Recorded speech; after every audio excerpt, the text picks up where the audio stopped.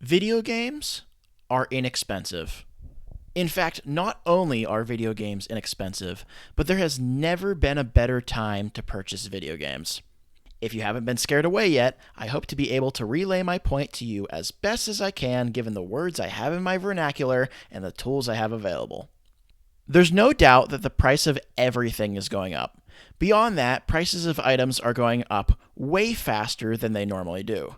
That's a natural consequence of inflation as well as many other economic events. We expect the value of the dollar to decrease over time because there are just more dollars. But if you think my argument is as simple as video game prices don't increase in price at the same rate as inflation, then you'd be missing a lot of the details. But that is also a point. In the 90s, I could buy a new copy of a Donkey Kong Country game for anywhere between $40 and $60. Yes, that is less than today's $70 standard. However, consider the fact that the average AAA video game from the mid 90s would provide about 5 to 10 hours of gameplay maximum, and that assumes you continually make mistakes. If you compare that to the average AAA experience today, providing roughly 100 hours of game time, it's clear to see that a video game has a great entertainment per dollar value now. And again, that's still not the entire point. Even so, $70 for a game that provides over 100 hours of entertainment is a far greater value than $10 or more for a movie ticket for even a 3-hour long movie. Now, here are a few common counter arguments I can already hear you typing. A movie theater is much more expensive to physically construct and upkeep than a purely digital experience meant for home viewing. Fair assessment. After all, movies cost a lot more per minute to produce than a minute of non-cutscene gameplay in most video games. Generally, for a game, you construct a series of systems, and those systems determine the amount of content that can be produced, whereas movie scenes are all handcrafted.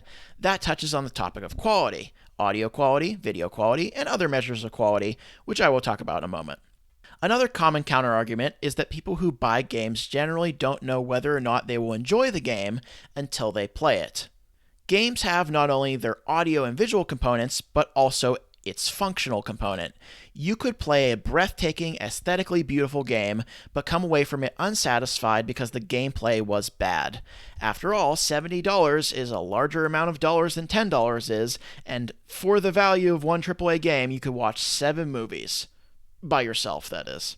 Counterpoint, you actually already can do that with games. There are tons of $10 indie games that take roughly 3 hours to play, filled to the brim with great experiences, novel gameplay concepts, mind-bending revelations, and narratives that tug at your heart. Here's the catch.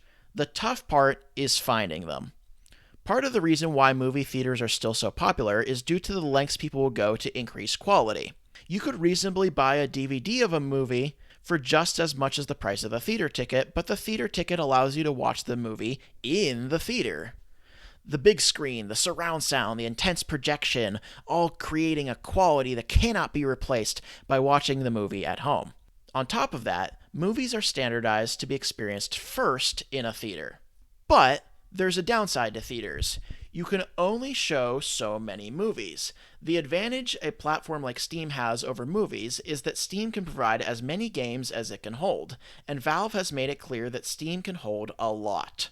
Gone are the days of going to an arcade to play all the new video games, but along with the profitability upside that is holding infinite games, comes the visibility downside that only so many games will ever get the chance to shine. And this is the part where the concept of quality starts to come into play. Thus far, I've compared games to other forms of media such as movies. Don't get me started on comparing games to food. We'd be here all night if we were comparing games to food. But there's something I haven't even taken the time to mention yet. Free entertainment.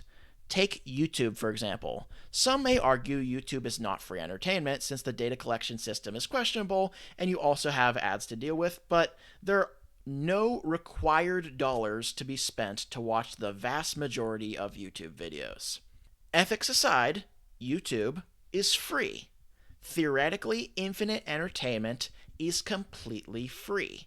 And it's not just YouTube either. There are plenty of places where the main person in charge is willing to provide the entertainment they give out of the kindness of their own hearts.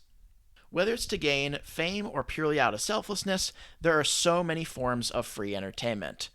And so the entertainment product that you buy must be and will be compared to the entertainment product that's free. Is the quality of the product high enough that I will choose it over a free video? I would argue that freedom of choice, the fact that there are just so many games on Steam, is partially what causes people to feel that games are expensive. They're afraid of spending money on something they won't enjoy instead of experiencing something that's free, whether or not they enjoy it. There's a very human principle that states that if you were to experience a specific amount of loss, you would interpret that as a more serious problem than the benefit gained by the same amount of gain. If you lose $20, that's a bigger loss to your brain than the win that is finding $20 on the ground. I realized why I feel as though games are so inexpensive, though. I know what I want. Very infrequently do I feel like I've wasted my money on a game that I didn't like, and for the most part, that's because I have a deep understanding of my own taste. But to get to that point, I had to have played a bunch of games. And that's the catch. You need to have played a number of games to know what you like, but playing numerous games requires obtaining numerous games, usually by buying them. On top of that, I almost always buy the games that I buy based on a recommendation, whether from a friend, an acquaintance, or some random YouTube person. For that reason, I've decided I should start giving game recommendations. So if this video does well enough, I'll give some game recommendations to get you started on games that I feel are certainly not a waste of time. Now, keep in mind that I have a very specific taste when it comes to games. I tend to like a lot of strategy and things like that. Necessities are going up in price, while the price of entertainment continues to decrease. It's quite sad that the value of the food I ate today would keep me entertained with playing a game for about a month. Okay, I promised I wouldn't talk about the necessities versus luxuries, but here I am talking about it anyways. 20 years ago, the value of the food I ate on a single day would keep me entertained with playing a game for about 3 days. That's not just to emphasize that food is expensive, but also that luxuries are getting cheaper. Anyways, thank you for taking the time to watch this video. I already know from the script that I wrote up that this is not only is it going to be a lot of work to put together, but I'm also going to get a lot of hate for it. In any case, thank you all for watching, and have a great day.